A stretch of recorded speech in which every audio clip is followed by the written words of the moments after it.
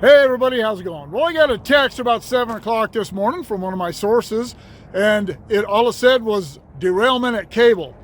No other information at all. So I made a couple of calls and couldn't get hold of anyone. So I decided to suit up and drive up and show up and see what was going on. I finally got hold of one of the sources just before I got up here and was informed that it was just one truck, no entire cars, everything was upright, and that the detector, the Dragon equipment detector at the intermediate signals between tunnels 14 and 15 had caught it, stopped the train, and I drove by here on the freeway at 58 right there behind me, and I drove by here about 5 minutes after that. The train was still at that time pulled apart between the tunnels, about a car length. They got everything re-railed. I didn't know how long things were going to take, so I drove back down to King, got me some breakfast, and by the time I got back up here, the train was put back together, and within a few minutes it was on the move.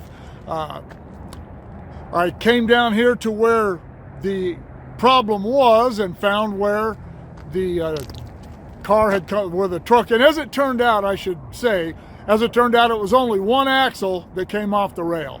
And I found the place where that happened, where it started, and as I said, there was virtually no damage. I'll show you what that looked like, but I'm not going to speculate as to why this did this, but looks like a wheel, a flange climbed the rail and got off to the low side of the curve.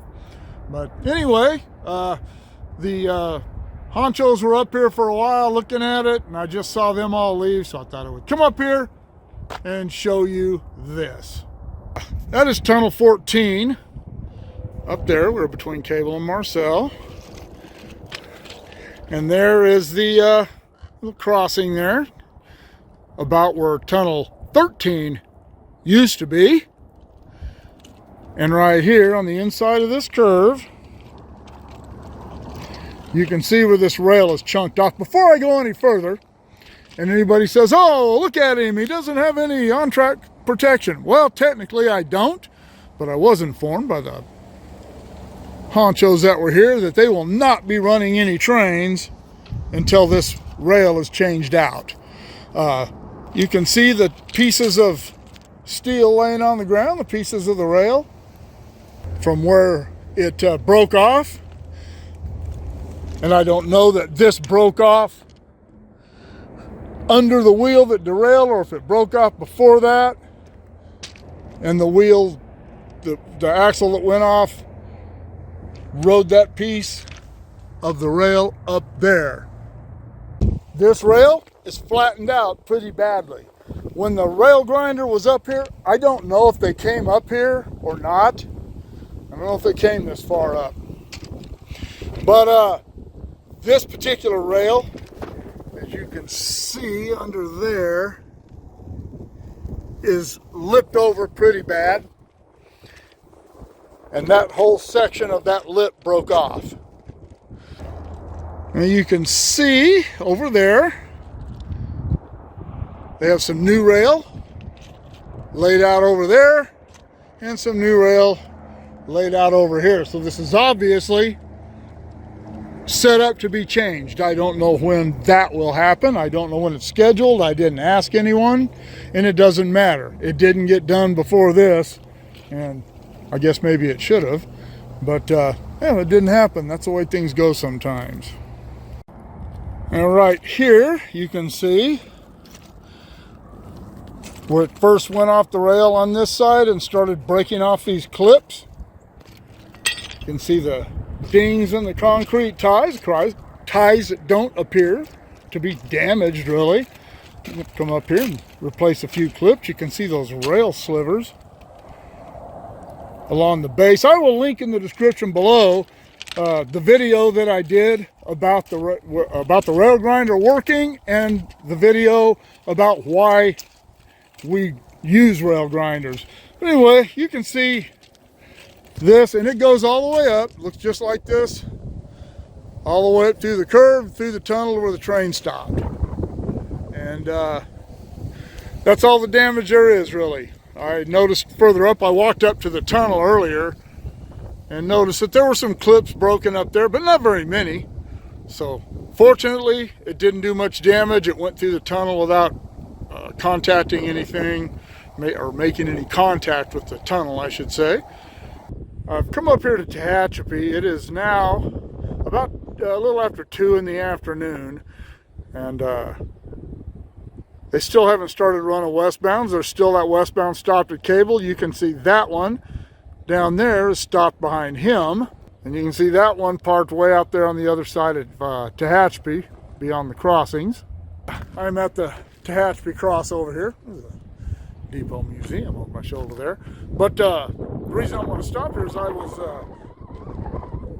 shooting some other videos down below, and I noticed that as long as it's been, they haven't run any trains. And I started thinking about it. They're not going to just be able to go cut that piece of rail out, put in a new piece of rail, and start running trains again. You saw how beat up that rail was. It was very flattened out, probably at least a ½ an inch on either side, which meant that it's beat down. So if they put a new piece of rail in there, it's going to be significantly taller than that piece of rail. It's going to be significantly more narrow. So I don't know how they're going to do that. I'm sure that's what's taking so long. They're going to have to put a piece of rail in and grind that out to where it doesn't. I don't know how they're going to do it. I'm not a track guy, but they're obviously weren't just able to go out, cut that out, and drop another piece of rail in, or they'd have trains running already. So if I find out at a later date how they did that and how they do that, which I'll see if I can do for you, I'll let you know. All right, well, I know that wasn't much. There was nothing to show on the train, really. As I said, it was just broken apart up there, and by the time I got up here, they had already re-railed that truck. They have a little piece of equipment they use to do that with. They just put it on the ground and run the wheel right back up onto the rail.